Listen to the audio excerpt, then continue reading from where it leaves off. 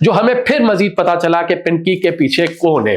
पिंकी के पीछे कमो पेश जो है कम से कम जो है बड़े जो है सरकारी अफसरान है, पुलिस के, दीगर इदारों के और बिजनेसमैन, पॉलिटिशियंस।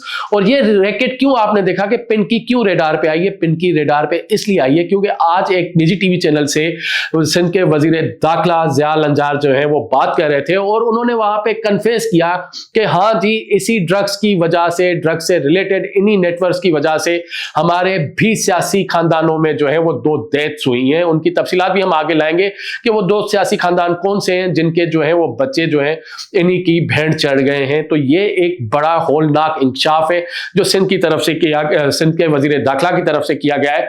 अब आप जो है इसको छोड़ दें।